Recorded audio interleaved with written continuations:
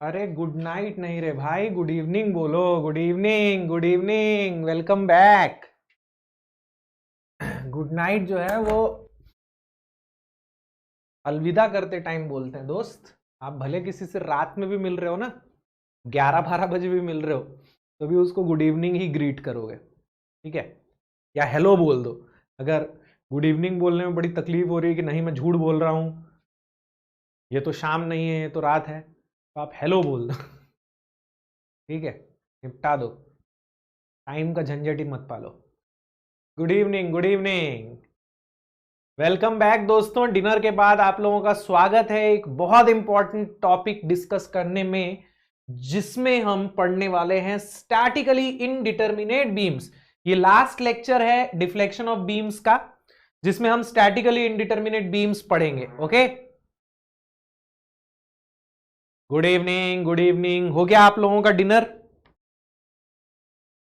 Okay, तो बेटा ये ना सेकेंड लास्ट वीक होने वाला है स्ट्रेंथ ऑफ मटेरियल्स का, क्योंकि इसके बाद हमारे पास ना ज्यादा चैप्टर्स बचे नहीं है।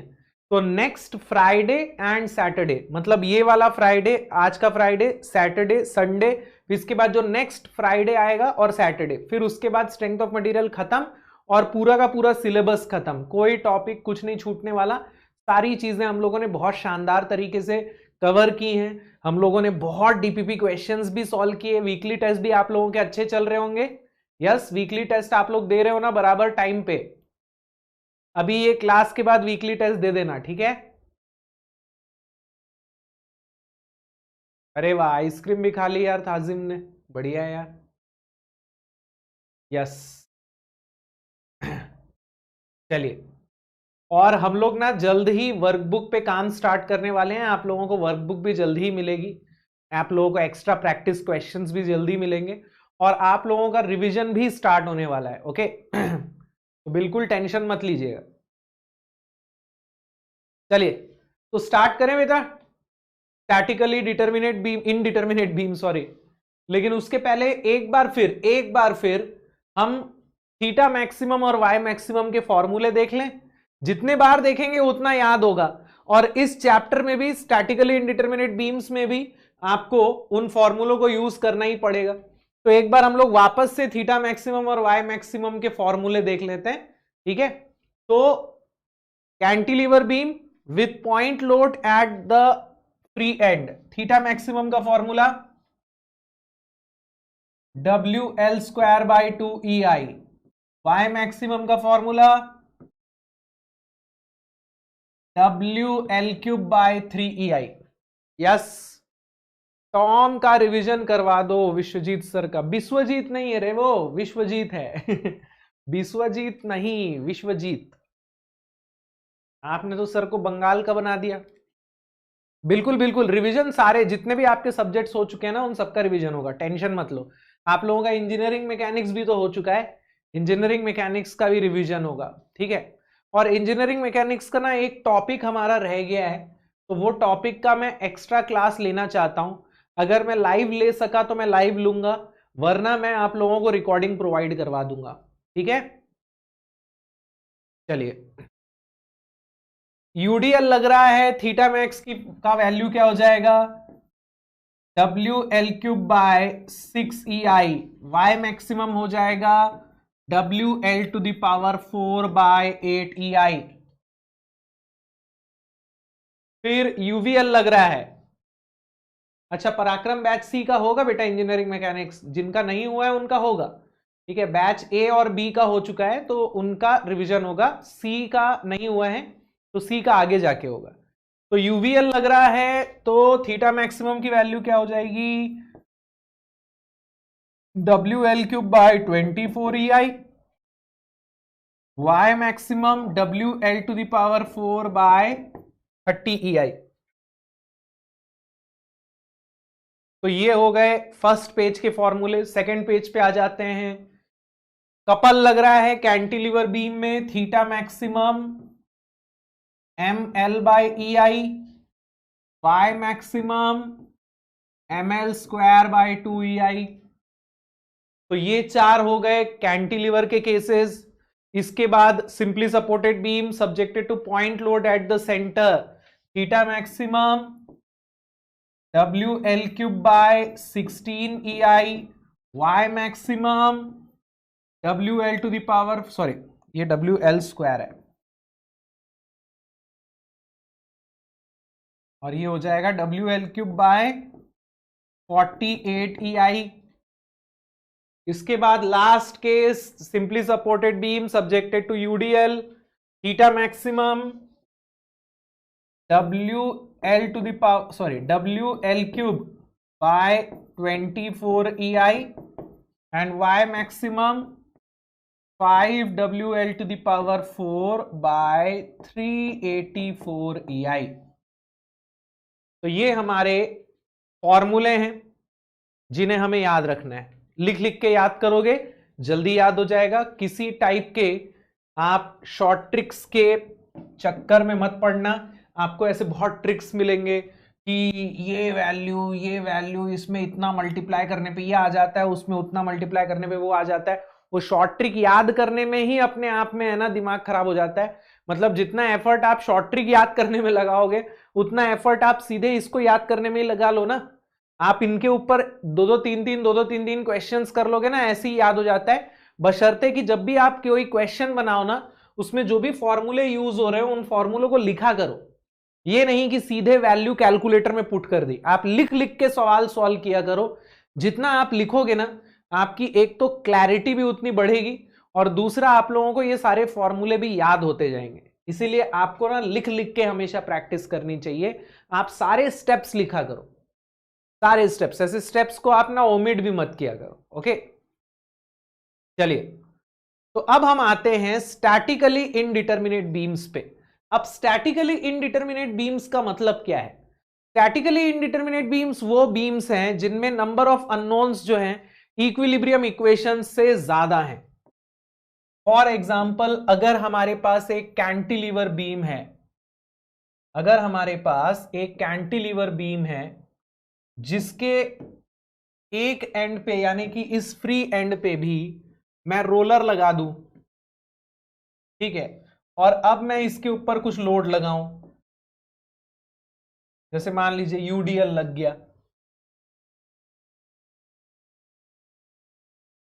तो अब ये क्या बन गया? ये स्टैटिकली इनडिटरमिनेट बन गया। यहां नंबर ऑफ रिएक्शंस जो होंगे वो नंबर ऑफ इक्विलिब्रियम इक्वेशन से ज्यादा होंगे। तो यहां हम अगर एक्स्ट्रा रिएक्शन फाइंड आउट करना चाहते हैं तो हमें एक एक्स्ट्रा इक्वेशन चाहिए होगी, और वो इक्वेशन कहां से आती है? Compatibility equation, right. एक और एग्जांपल क्या हो सकता है इसका? सिंपली सपोर्टेड बीम, मान लीजिए सिंपली सपोर्टेड बीम है और उसमें मैं बीच में एक एक्स्ट्रा रोलर लगा दूं, तो ये बन गया continuous beam which is a statically indeterminate beam, है ना। तो स्टैटिकली इनडिटरमिनेट बीम का मतलब क्या होता है? ये तो अपने को पता है ना। नंबर ऑफ अननोन्स जो हैं, number of unknowns, number of unknown reactions are greater than number of equilibrium equations। तो ऐसे प्रॉब्लम को सॉल्व करने के लिए we need an extra equation, और वो एक्स्ट्रा इक्वेशन कहां से आएगी? वो एक्स्ट्रा इक्वेशन कहां से आएगी? वो एक्स्ट्रा इक्वेशन आएगी कंपैटिबिलिटी इक्वेशन से। कंपैटिबिलिटी इक्वेशन क्या होती है? कंपैटिबिलिटी इक्वेशन यानी कि आपने इस बीम को जो एक्स्ट्रा कंस्ट्रेन कर दिया है ना, वही कंस्ट्रेन का अगर आप मैथमेटिकल इक्वेशन लिख दो। फॉर एग्जाम्पल, अगर मैं इस कैंटिलीवर बीम की बात करूं, अगर ये रोलर सपोर्ट नहीं होता तो आपको यहां कुछ ना कुछ डिफ्लेक्शन मिलता। ये बीम कुछ इस प्रकार से डिफ्लेक्ट होती, यहां आपको कुछ ना कुछ डिफ्लेक्शन मिलता। लेकिन अब इस रोलर सपोर्ट की वजह से फ्री एंड का डिफ्लेक्शन क्या हो गया है?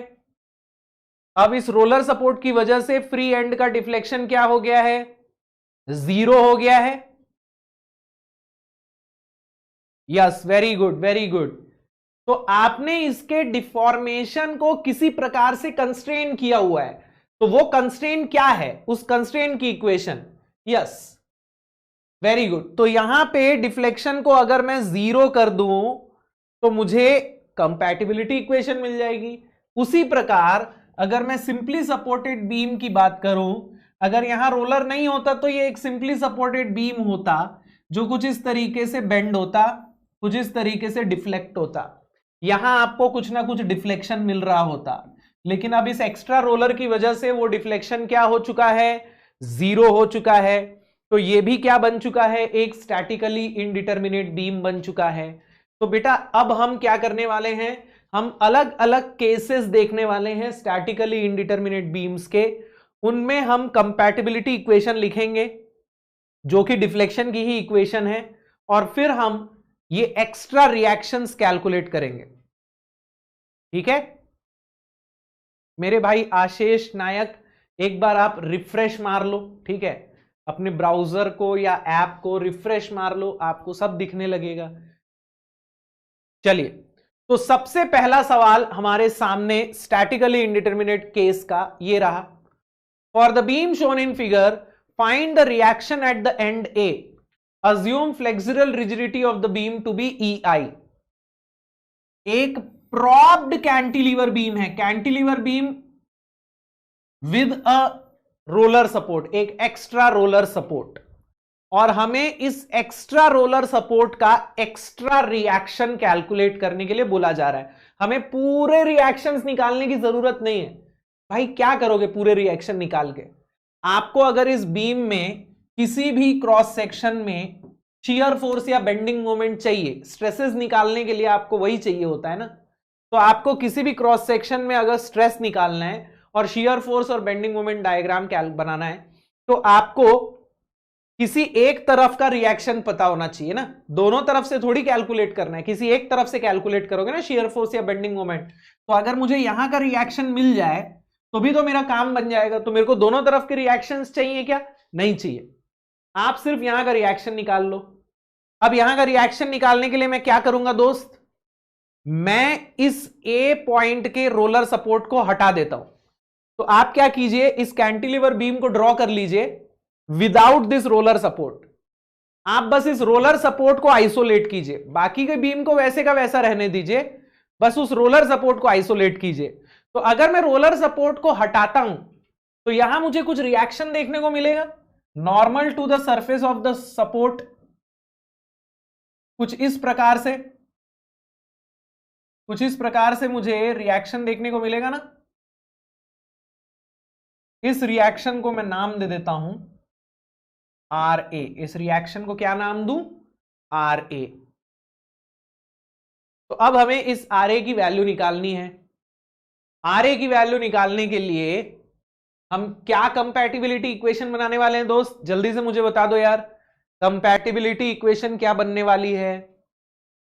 What will be the compatibility equation? जल्दी मुझे बता दो, कंपैटिबिलिटी इक्वेशन क्या होगी? Deflection at A will be 0। Very good यार। तो आपकी कंपैटिबिलिटी इक्वेशन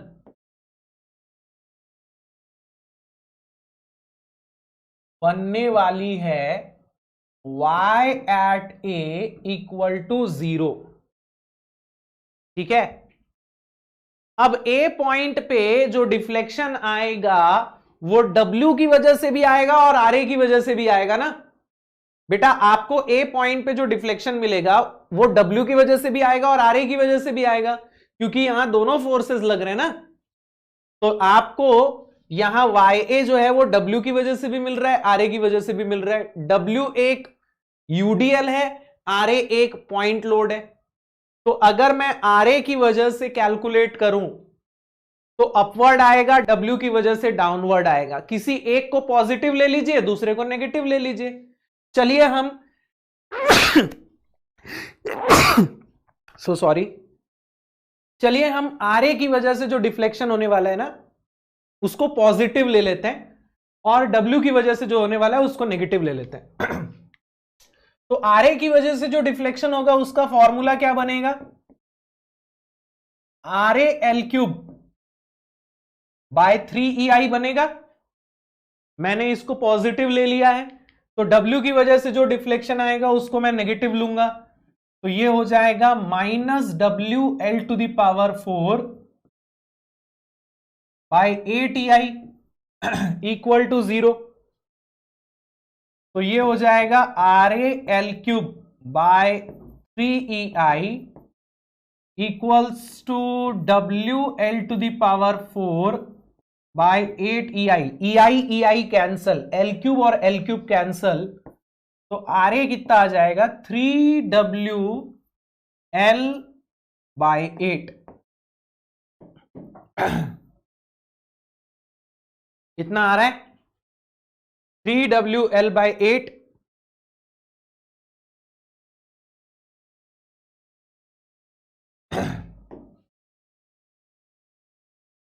यस, बहुत बेहतरीन, बहुत बढ़िया। RA की वैल्यू 3WL बाय 8 आ रही है ना सबकी।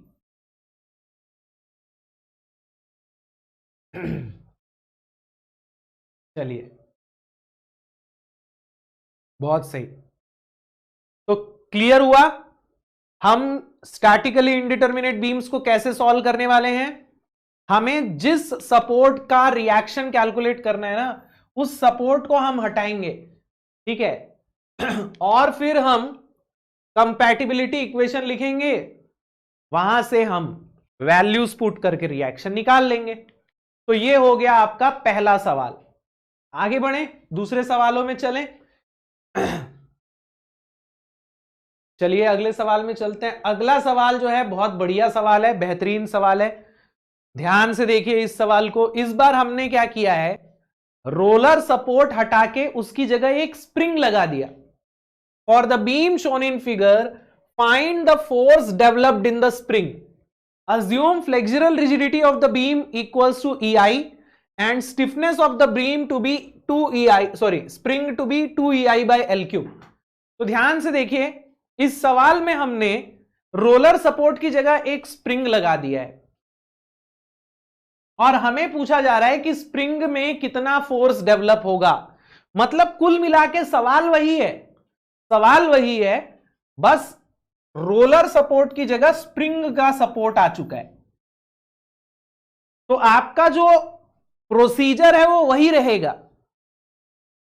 आप इस स्प्रिंग को यहां से अलग कीजिए, आप इस स्प्रिंग को यहां से अलग कीजिए। तो जब आप स्प्रिंग को इस बीम से अलग करेंगे तो इन दोनों के बीच में कुछ फोर्स लगेगा, equal and opposite, equal and opposite लगेगा ना बेटा। ये बीम जो है वो स्प्रिंग को नीचे दबाएगी। बीम जो है, जब आप यहां फोर्स लगाएंगे तो बीम जो है वो स्प्रिंग को नीचे की तरफ दबाएगी, बदले में स्प्रिंग जो है वो बीम को ऊपर की तरफ धकेलेगा, है ना। तो दोनों में इक्वल एंड अपोजिट फोर्स आएगा। ये जो फोर्स है इसको मैं मान लीजिए RS बोल देता हूं। क्या बोल दे रहा हूं, RS। RS क्या है दोस्त मेरा, स्प्रिंग फोर्स है। It is nothing but reaction at point A, ठीक है। स्प्रिंग फोर्स बोल दे रहे हैं लेकिन it is nothing but reaction at point A only, ठीक है। अब ध्यान दीजिएगा, इस RS को निकालने के लिए अगेन मुझे कंपैटिबिलिटी इक्वेशन बनानी पड़ेगी। अब कंपैटिबिलिटी इक्वेशन क्या बनेगी यहां, जब आप इस बीम के ऊपर फोर्स लगाएंगे, इस बार बीम जो है वो नीचे जाएगी, इस बार ए पॉइंट डिफ्लेक्ट होगा, लेकिन ए उतना ही डिफ्लेक्ट होगा जितना स्प्रिंग कंप्रेस होगा। अगर स्प्रिंग 5 mm नीचे गया, 5 mm कंप्रेस हुआ, तो ए पॉइंट 5 mm नीचे जाएगा। तो क्या मैं ये बोल सकता हूं कि जो ए का डिफ्लेक्शन है वो स्प्रिंग के डिफ्लेक्शन के बराबर है।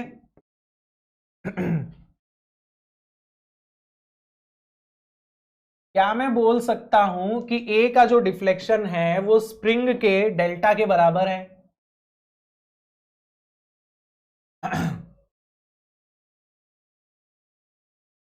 है ना?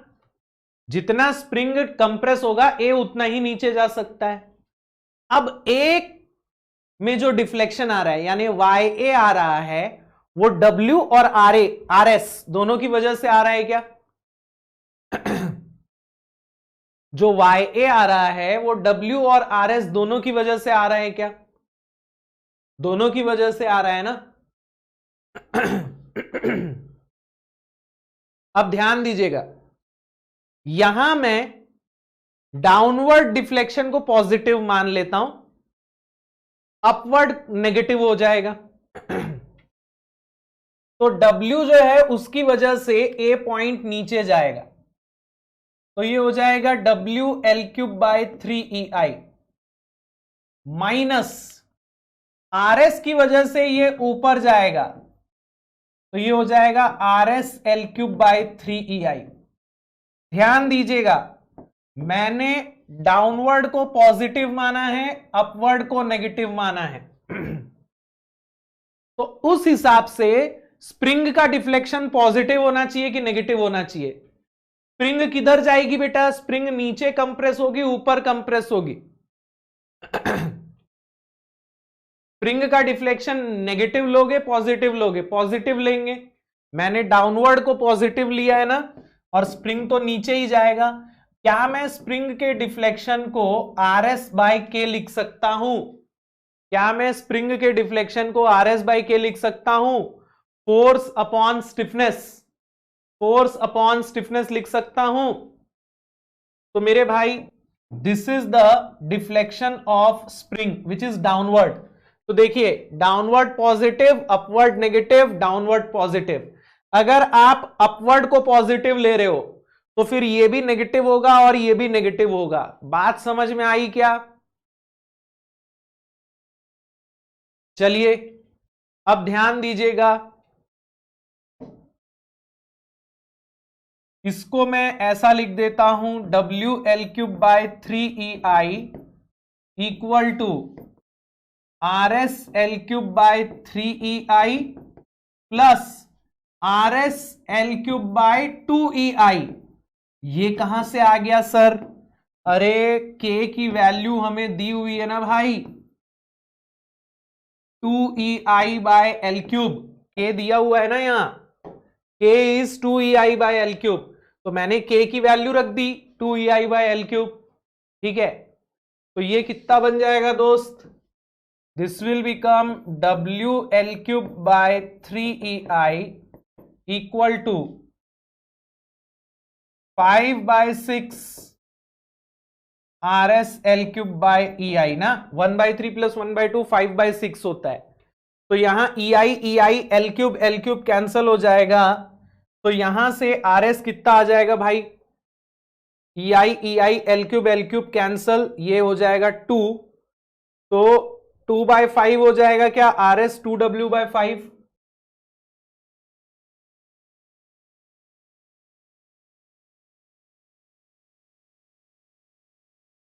RS की वैल्यू 2W/5 आ रही है क्या?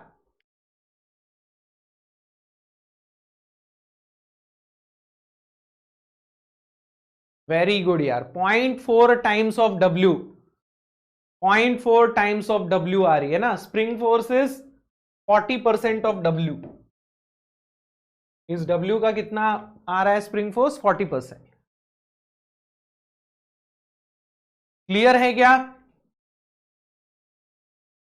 एकदम क्लियर है कंपैटिबिलिटी इक्वेशन। चलिए, तो स्प्रिंग वाले सवाल भी बन जाएंगे। स्प्रिंग वाला सवाल आ चुका है एग्जाम में, बता दूं आपको मैं। ठीक है, चलो आगे चलते हैं। अगले सवाल पे चलते हैं।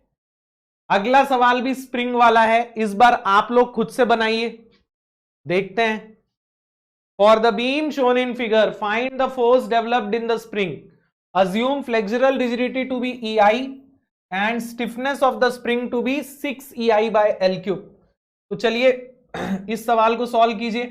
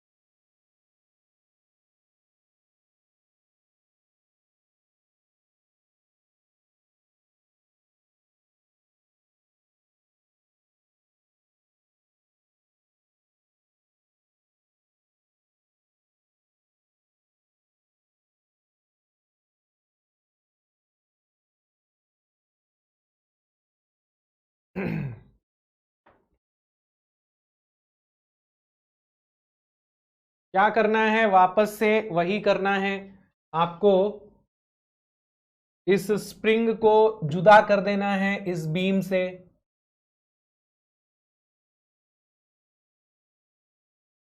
कछु इस प्रकार से।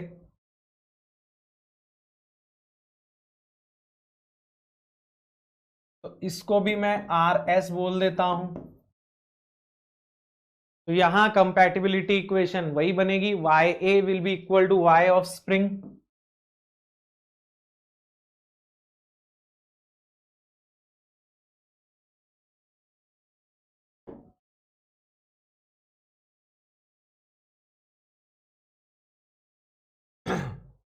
तो W की वजह से ये हो जाएगा WL⁴/8EI माइनस RS की वजह से हो जाएगा RSL³/3EI एंड ये हो जाएगा RS/K।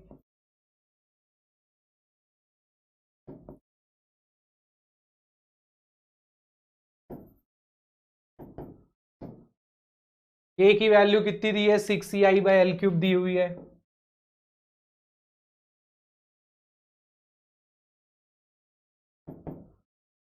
कितना आ रहा है,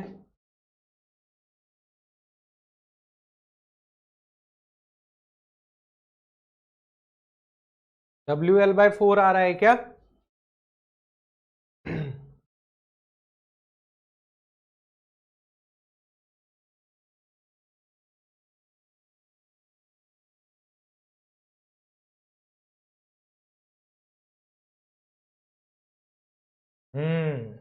बढ़िया, वेरी गुड यार, वेरी गुड। ये हो जाएगा WL⁴/8EI इक्वल टू 1/3 + 1/6, 2/6 + 1/6, 3/6 यानी 1/2।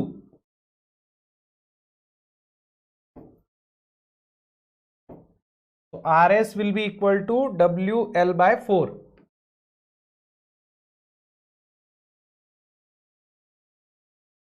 यानी कि टोटल लोड का 25% स्प्रिंग फोर्स है ना। टोटल लोड WL है, उसका 25% स्प्रिंग फोर्स है। D is the spring force. Yes.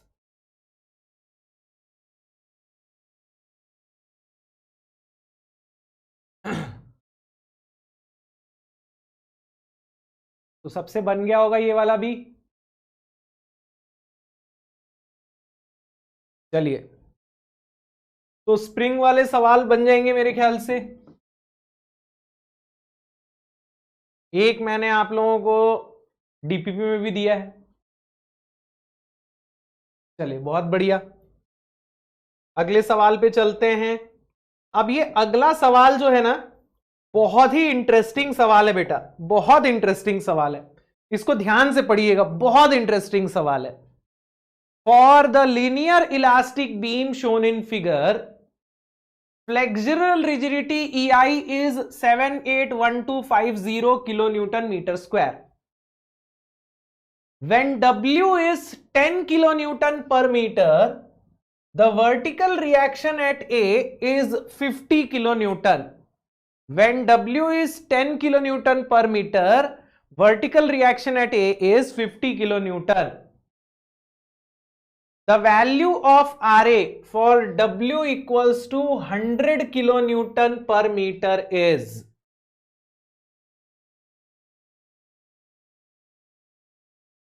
Very good Aman, very good, very good. ध्यान दीजिएगा सवाल में क्या बोल रहा है ना, एक कैंटिलीवर बीम है जिसपे यूडीएल लग रहा है, इसका जो फ्री एंड है वो इस सपोर्ट से कुछ 6 mm के गैप पे है. अब आपको यह बताना है कि अगर यहां मैंने यूडीएल लगाया तो बी पॉइंट पे यहां पर रिएक्शन कितना आएगा. अब ध्यान से देखिए. वेरी गुड यार, वेरी गुड, वेरी गुड. देखो अगर यहां यूडीएल लगा और ए पॉइंट 6 mm या उससे कम डिफ्लेक्ट हुआ, मतलब ये मान लीजिए बस 4 mm नीचे गया, तो ए पे तो कोई रिएक्शन ही नहीं आएगा, तो बी का रिएक्शन में डायरेक्ट निकाल लूंगा, है ना. अगर यहां मैंने लोड लगाया और ये सिर्फ 4 mm डिफ्लेक्ट हुआ तो ए पे तो कोई रिएक्शन ही नहीं आएगा, तो सीधे मैं बी पे रिएक्शन निकाल लूंगा आराम से, फिर वो स्टैटिकली इंडिटरमिनेट केस ही नहीं रहेगा. लेकिन अगर यहां पे गैप से ज्यादा डिफ्लेक्शन हुआ, अगर ये 6 mm से ज्यादा डिफ्लेक्ट हुआ तो फिर ये इसको टच करने लगेगा और यहां से रिएक्शन आएगा, है ना. अब उसको चेक करने की अपने को जरूरत नहीं है. क्यों जरूरत नहीं है? क्योंकि यहां पे आपको ये चीज बोल रहा है. एक चीज यार, एक गड़बड़ है मेरे ख्याल से, इसमें एक गड़बड़ है. एक सेकेंड, हाँ, मेरे ख्याल से तो इसमें एक गड़बड़ है.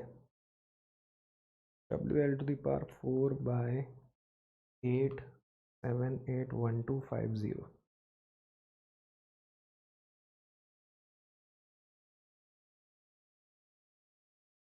ये ना बी होना चाहिए. यहां पे गड़बड़ हो गई है, ये ऐसा होना चाहिए, है ना.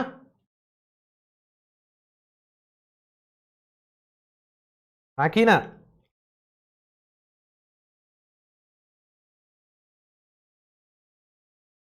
ध्यान दीजिएगा, ये जो सेंटेंस दिया हुआ है ना, इसका मतलब समझिए. ये सेंटेंस ये बोल रहा है कि अगर W की value 10 kilo newton per metre है तो B का रिएक्शन जो होगा वो 50 किलो न्यूटन हो जाएगा. ऑब्वियसली 50 किलो न्यूटन होगा, क्योंकि अगर W की value 10 kilo newton per metre है तो ये गैप फुलफिल नहीं होगा. आप चेक करके देख सकते हैं, आप चेक करके देख सकते हैं. अगर मैं W की value 10 kilo newton per metre रखूंगा तो यहां डिफ्लेक्शन कितना आएगा, चेक कर लो.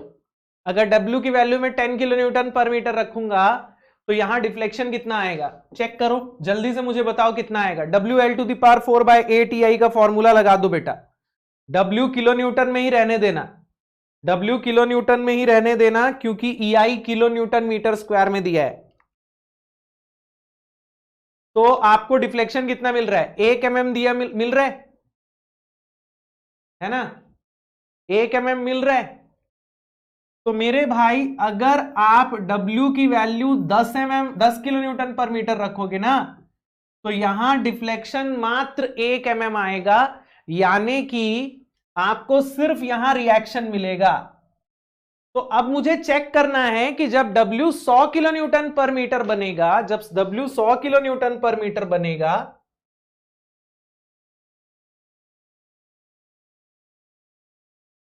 तो डिफ्लेक्शन कितना होगा. जाहिर सी बात है भाई, 10 गुना ज्यादा हो जाएगा ना, है ना. So checking free deflection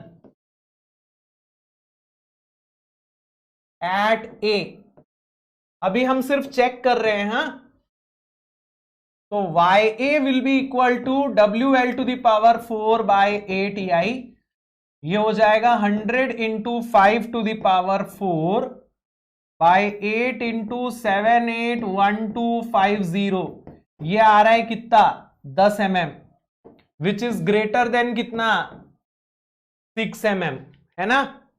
तो भैया अगर मैंने W को 100 किलो न्यूटन पर मीटर रखा तो फिर ये नीचे टकराने लगेगा, और नीचे टकरा रहा है मतलब यहां से रिएक्शन आना चालू हो चुका है दोस्त, यहां से रिएक्शन आना चालू हो चुका है।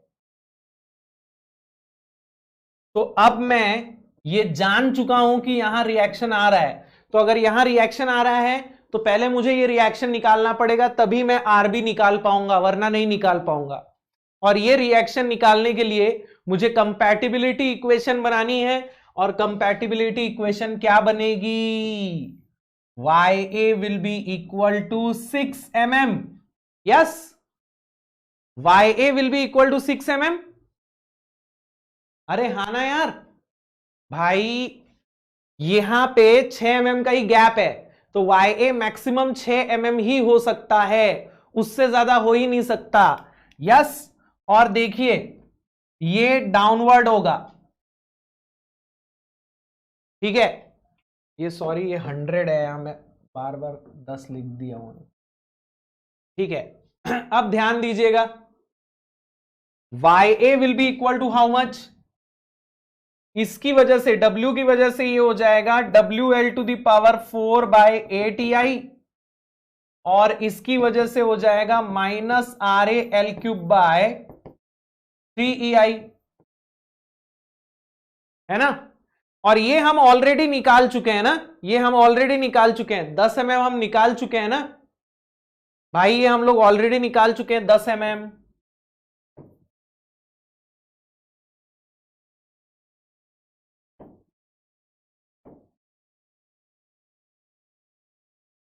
यस, तो बस अब क्या हो जाएगा equation, RAL³ by 3EI will be equal to 4 mm। तो यहां वैल्यू रख देने का भाई, वैल्यू रख देने का, लेंथ कितनी होगी 5 मीटर,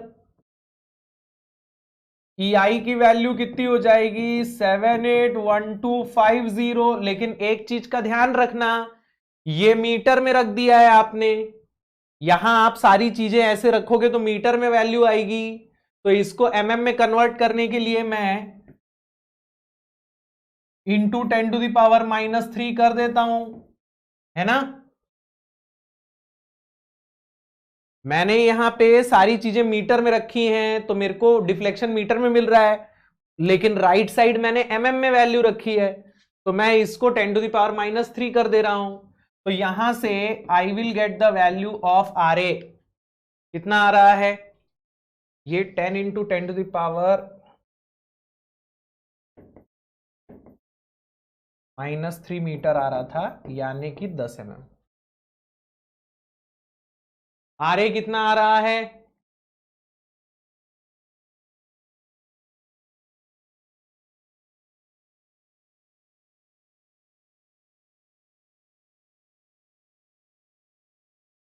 पचहत्तर किलो न्यूटन आ रहा है क्या,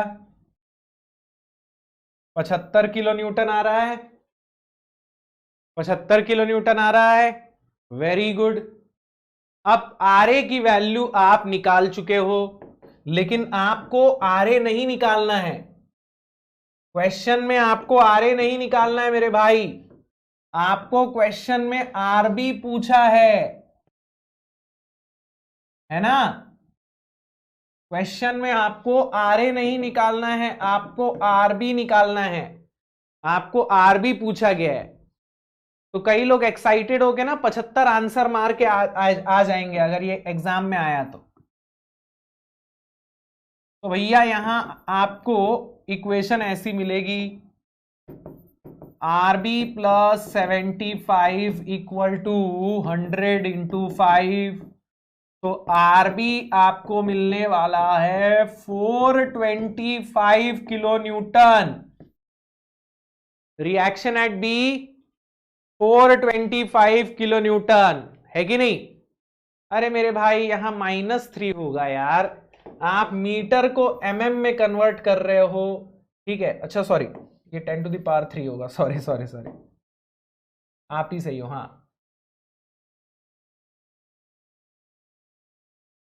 तो मेरे भाई 425 kilo Newton will be the correct answer. देखो यहां कंफ्यूज करने के लिए 75 भी दे रखा है, तो 75 निकाल के पट्ट से 75 मार के आ जाओगे ना तो गलत करके आओगे। RA निकाला है आपने, पूछ आपसे RB रहा है ना? अच्छा, यहां क्वेश्चन में RA ही लिखा हुआ है, पूछ आपसे RB रहा है। ओके,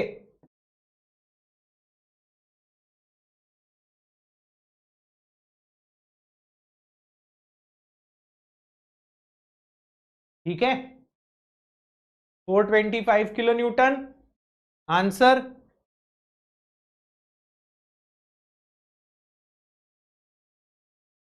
क्लियर है? चलो, बढ़िया सवाल था। चलिए आगे बढ़ते हैं, अगले सवाल में चलते हैं। अब ये अगला सवाल थोड़ा अलग सवाल है, थोड़ा सा अलग टाइप का सवाल है, ध्यान से पढ़िएगा इस सवाल को, ये भी काफी इंटरेस्टिंग सवाल है और ये सवाल भी कई बार अलग अलग एग्जाम में पूछा जा चुका है। ओके, तो ध्यान से पढ़िएगा।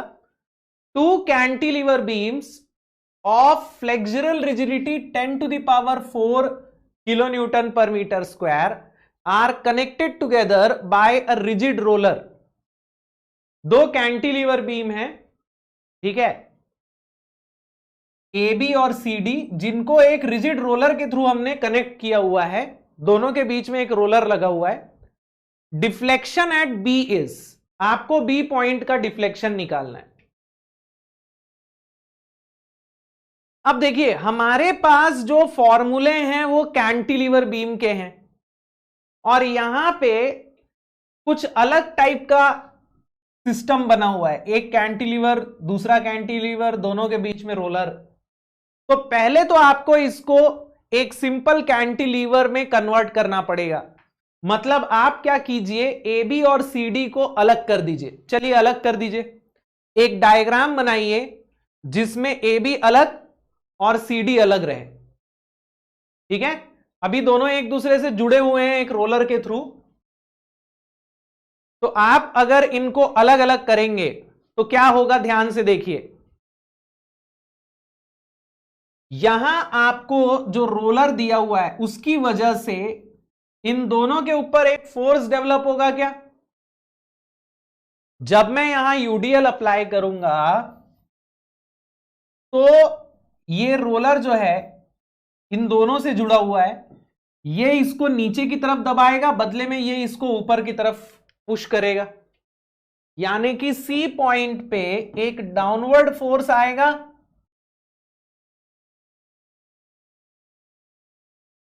और बी पॉइंट पे एक अपवर्ड फोर्स आएगा, हाँ कि ना? इस फोर्स को मैं आर बोल देता हूं, सिंपल, रिएक्शन आर। अब ध्यान देखिए, ध्यान दीजिए, अगर मुझे बी का डिफ्लेक्शन निकालना है तो मुझे आर की वैल्यू पता होनी चाहिए, तभी मैं बी पॉइंट का डिफ्लेक्शन निकाल पाऊंगा। आपको क्वेश्चन में बी पॉइंट का डिफ्लेक्शन पूछ रहा है ना, तो बी पॉइंट का डिफ्लेक्शन आपको तभी मिलेगा जब आपके पास आर की वैल्यू है, और आर की वैल्यू निकालने के लिए आपको कंपैटिबिलिटी इक्वेशन चाहिए। अब यहां कंपैटिबिलिटी इक्वेशन क्या बनेगी, यहां कंपैटिबिलिटी इक्वेशन क्या बनेगी? अगर ये दोनों एक दूसरे से एक रोलर के थ्रू जुड़े हुए हैं तो क्या मैं ये बोल सकता हूं कि जितना सी नीचे जाएगा बी उतना ही नीचे जाएगा? जितना सी नीचे जाएगा बी उतना ही नीचे जाएगा। अगर सी 10 mm नीचे गया तो बी भी 10 mm ही नीचे जाएगा। क्योंकि दोनों एक रोलर के थ्रू जुड़े हुए हैं, तो जितना C नीचे जाएगा B उतना ही नीचे जा सकता है। तो क्या मैं यहां कंपैटिबिलिटी इक्वेशन ये बना सकता हूं, y at B will be equal to y at C? क्या मैं ये बोल सकता हूं? क्या मैं ये बोल सकता हूं y at B equal to y at C? B point का डिफ्लेक्शन जो है वो C पॉइंट के डिफ्लेक्शन के बराबर होगा। यस। तो अब मैं YB और YC की इक्वेशन बना के पुट कर देता हूं। YB की इक्वेशन क्या बनेगी, देखिए YB जो है वो UDL की वजह से भी आएगा और इस R की वजह से भी आएगा।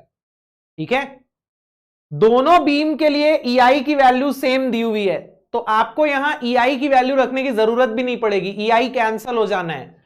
दोनों बीम के लिए EI सेम दिया है, अलग अलग दिया होता तो आपको EI पुट करना पड़ता, बट यहां दोनों के लिए EI सेम दिया है। तो YB की इक्वेशन क्या बनेगी, UDL की वजह से डाउनवर्ड आएगा, R की वजह से अपवर्ड आएगा। तो ये हो जाएगा 10 into 4 to the power 4 by 8 EI, WL to the power 4 by 8 EI minus R into L cube by 3 EI। देखिए ये डाउनवर्ड है, ये अपवर्ड है, और इस R की वजह से C पॉइंट पे भी डिफ्लेक्शन डाउनवर्ड आएगा। कितना आएगा, R into 2 cube by 3 EI। दोनों के लिए EI सेम है दोस्त, तो इसीलिए EI कैंसल हो जा रहा है। तो देखिए ये डाउनवर्ड है, ये अपवर्ड है, और ये डाउनवर्ड है, तो मैंने डाउनवर्ड को पॉजिटिव लिया, अपवर्ड को नेगेटिव लिया है ना। और यहां ये EI EI EI कैंसल हो जाएगा। ठीक है, तो अब यहां से आपको क्या वैल्यू मिलेगी बेटा, जल्दी से सॉल्व करके बता दो।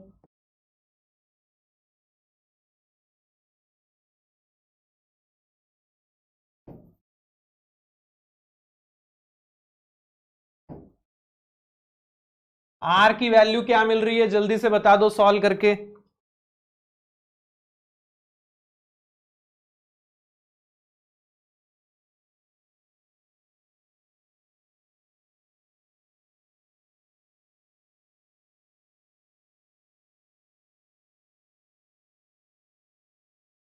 फोर बाई थ्री मिल रही है क्या, कितना आ रहा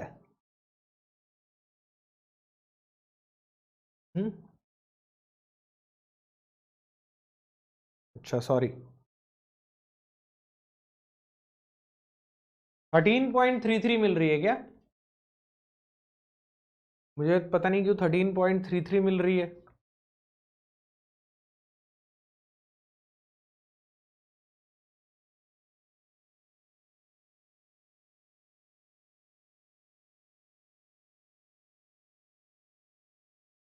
yes 13.33।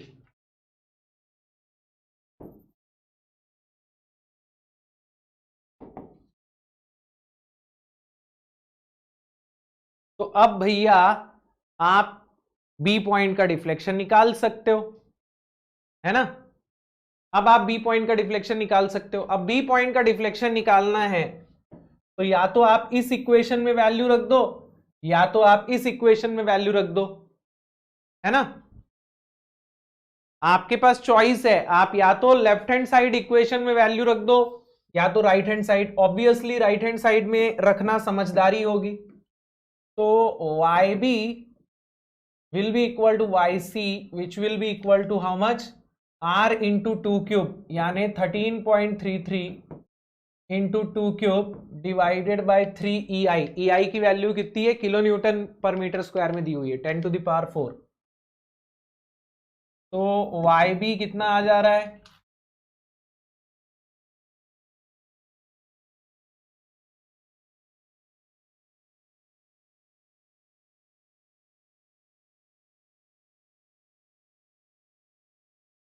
3.55 into 10 to the power -3 metre, या 3.55 mm, है ना। 3.55 mm आ रहा है। ये बी का डिफ्लेक्शन है क्या? Is this the deflection of B? Yes, very good यार, वेरी गुड, वेरी गुड, बहुत बढ़िया।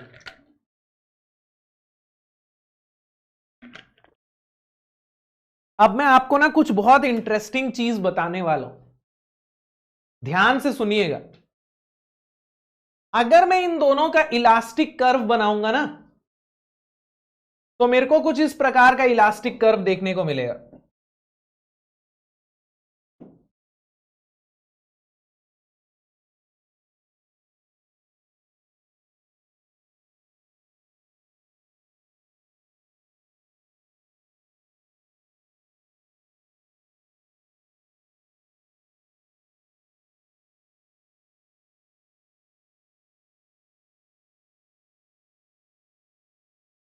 अरे,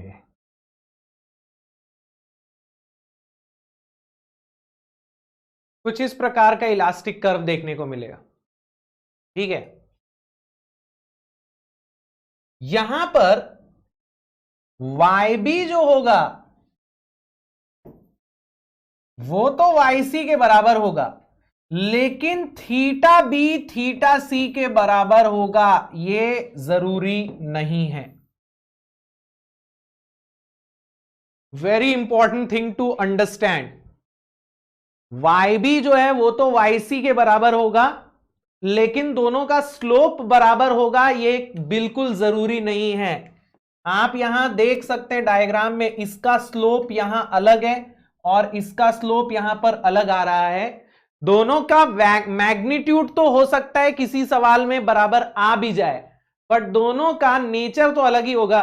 देखो, ये क्लॉकवाइज आ रहा है और ये एंटी क्लॉकवाइज आ रहा है ना? अरे हाँ ना, कुछ तो बोल लो यार। तो यहां जरूरी नहीं है कि स्लोप बराबर हो, स्लोप बराबर हो भी सकता है, किसी केस में हो सकता है हो जाए, बट ऐसा कोई जरूरी नहीं है, ठीक है। अगर आप चाहें तो आप कैलकुलेट करके देख भी सकते हैं। यहां आप थीटा बी निकालना, थीटा सी निकालना, आपको दो अलग अलग वैल्यूज मिलेंगे। ओके, चलिए अगले सवाल पे चलते हैं। अगला सवाल, another interesting question. Two cantilever beams are connected together by a hinge. Deflection at B is. इस बार देखो हम लोगों ने फिर से एक अतरंगी काम किया है। इस बार हमने फिर दो कैंटिलीवर बीम को जोड़ा है, लेकिन इस बार हम लोगों ने दोनों को रोलर से नहीं जोड़ा है, हिंज से जोड़ा है ना? रोलर से नहीं जोड़ा है, हिंज से जोड़ा है। लेकिन भाई यहां करना वही है। वेरी गुड सूरज, यहां पे भी वही काम करेंगे। पहली फुर्सत में दोनों को अलग कर लो, पहली फुर्सत में दोनों को अलग कर लो, फटाफट से दोनों का अलग अलग डायग्राम बना दो। अब देखिए, जब आप डायग्राम बनाएंगे तो यहां बी पॉइंट पे आपको एक वर्टिकल फोर्स भी मिलेगा, एक हॉरिजॉन्टल फोर्स भी मिलेगा। अब देखिए, आप यहां पे वर्टिकल फोर्स को अगर डाउनवर्ड ले रहे हैं, अभी आपको पता नहीं है कि वर्टिकल डाउनवर्ड होगा कि अपवर्ड होगा, तो आप अगर यहां डाउनवर्ड ले रहे हैं तो यहां अपवर्ड ले लीजिए, और अगर यहां अपवर्ड ले रहे हैं तो यहां डाउनवर्ड ले लीजिए, आपकी मर्जी है, ठीक है। और हॉरिजॉन्टल फोर्स को यहां राइट साइड ले रहे हैं तो यहां लेफ्ट साइड ले लीजिए, आपकी मर्जी है, ठीक है। अब ध्यान दीजिएगा,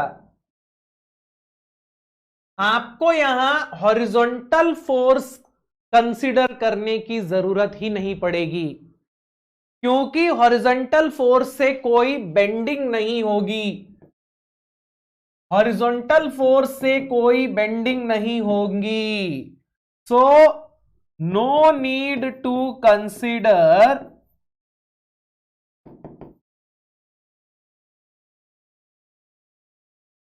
horizontal reactions while considering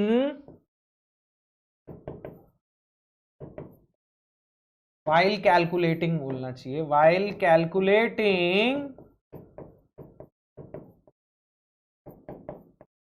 vertical deflections. आपको अगर वर्टिकल डिफ्लेक्शन चाहिए तो हॉरिजॉन्टल रिएक्शंस कंसिडर करने की जरूरत ही नहीं है ना। अगर मैं वर्टिकल रिएक्शन निकाल रहा हूं तो हॉरिजॉन्टल रिएक्शन को कंसिडर करने की जरूरत नहीं है। ओके, क्लियर है ये बात? चलिए, वेरी गुड। इसको मैं आर बी वाई ही लिख लेता हूं, वरना फालतू का टेंशन होएगा। अब ध्यान दीजिएगा, ध्यान दीजिएगा, मैंने यहां आरबी वाई का आरबी एक्स का डायरेक्शन अपने मन से अज्यूम किया है। अगर मैं यहां ऐसा अज्यूम कर रहा हूं तो यहां उसका उल्टा आना चाहिए बस। अब आपका आंसर पॉजिटिव आ रहा है मतलब आपकी डायरेक्शन सही है, नेगेटिव आ रहा है मतलब डायरेक्शन आपकी उल्टी है, कोई दिक्कत नहीं है। अब यहां पे ध्यान दीजिएगा, आपको ना बी पॉइंट का अगर डिफ्लेक्शन निकालना है तो अगेन आपको आरबी वाई चाहिए, और आरबी वाई निकालने के लिए आपको कंपैटिबिलिटी इक्वेशन बनानी पड़ेगी। और कंपैटिबिलिटी इक्वेशन क्या बनेगी भाई? वही इक्वेशन बनेगी, यहां पे बी पॉइंट दोनों के लिए कॉमन पॉइंट है ना। जितना ए बी बेंड करेगा, जितना ए बी बी को नीचे ले जाएगा, उतना ही बी सी भी बी को नीचे लेके जाएगा। यानी कि मैं ये बोल सकता हूं that y at b in AB will be equal to y at b in BC। AB में जितना B पॉइंट का डिफ्लेक्शन होगा, BC में भी B पॉइंट का डिफ्लेक्शन उतना ही होना चाहिए ना भाई। B पॉइंट तो कॉमन है ना, ये कुछ इस प्रकार से डिफ्लेक्ट होगा, है ना। B पॉइंट तो कॉमन है, तो जितना ए बी बी को नीचे ले जाएगा, बीसी भी उतना ही नीचे लेके जा सकता है भैया। अपना अलग तो लेके जा नहीं सकता कि तुम देख लो अपना भैया, मैं तो अलग हूं, मैं तो अपना देखूंगा। तो अब यहां देखिए, आरबी एक्स को भूल जाइए, आरबी एक्स को अभी कंसिडर करने की जरूरत नहीं है। ओके, तो अगर मैं आरबी एक्स को भूल जाऊं, इसका मैं अलग डायग्राम बना लेता हूं।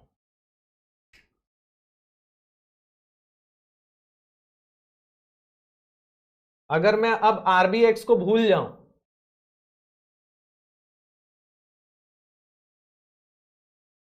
तो अब मेरी y B at A B की क्या इक्वेशन बनेगी? ए बी में यूडीएल लग रहा है और पॉइंट लोड लग रहा है, यूडीएल की वजह से डिफ्लेक्शन आएगा डाउनवर्ड। दोनों के लिए EI बराबर है ना, दोनों के लिए EI बराबर है, very good, 10 to the power 4 है। तो यूडीएल की वजह से डिफ्लेक्शन आएगा डाउनवर्ड, तो ये हो जाएगा 8 into 2 to the power 4 by 8 EI, और आरबी की वजह से, आरबी वाई की वजह से आएगा अपवर्ड।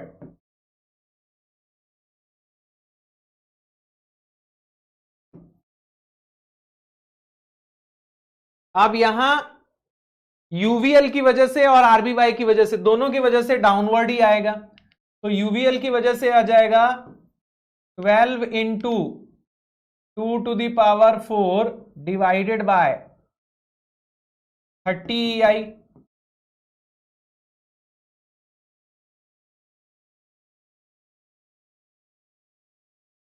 तो आप देख सकते हैं, this is downward, this is upward, this is downward, this is downward, है ना।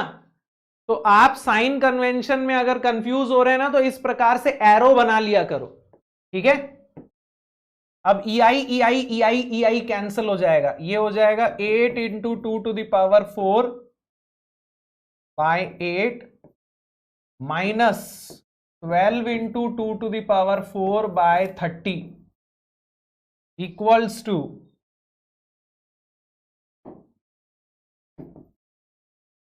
2RB into 2 cube by 3।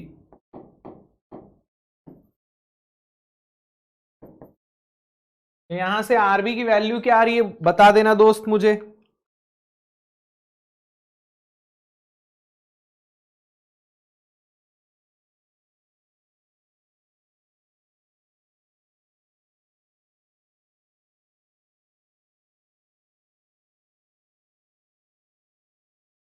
One 1.8 kilo Newton आ रही है क्या?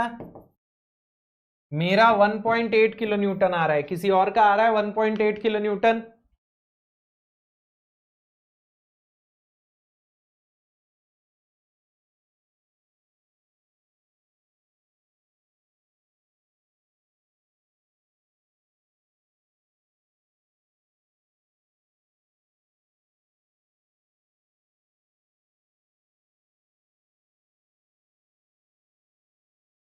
चलो, अब आर भी आ गया है, अब हम वाई भी निकाल लेंगे। तो या तो यहां रख के निकाल लो या तो यहां रख के निकाल लो, बात दोनों केस में एक ही पड़ेगी, है ना? आपको दोनों केस में बात एक ही पड़ेगी। तो ये हो जाएगा 8 into 2 to the power 4 by 8 into 10 to the power 4 minus 1.8 into 2 cube by 3 into 10 to the power 4। EI की value 10 to the power 4 kilo newton metre square दी है ना।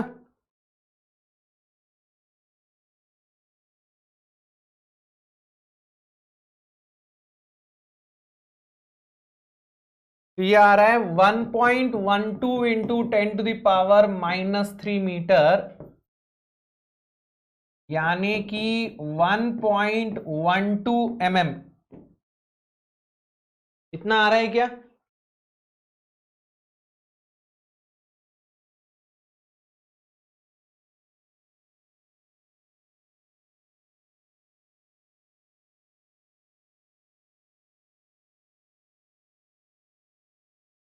बहुत बढ़िया। तो इस तरीके के सवाल बन जाएंगे जहां दो कैंटिलीवर बीम्स को या तो रोलर के थ्रू जोड़ा गया है या तो हिंज के थ्रू जोड़ा गया है ना? चलिए, अब ये जो अगला सवाल है ये आपके लिए असाइनमेंट क्वेश्चन है दोस्त। मैं चाहता हूं कि ये आप लोग खुद से सॉल्व कीजिए, खुद से दिमाग लगा के सॉल्व कीजिए।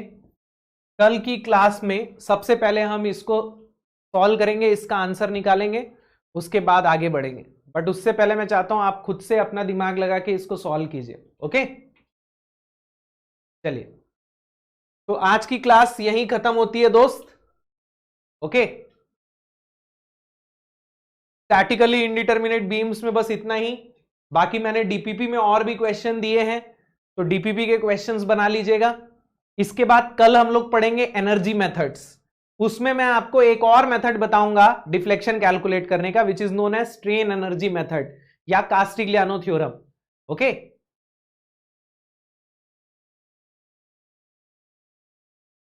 चलो, bye bye, take care, good night, good night everyone, bye bye.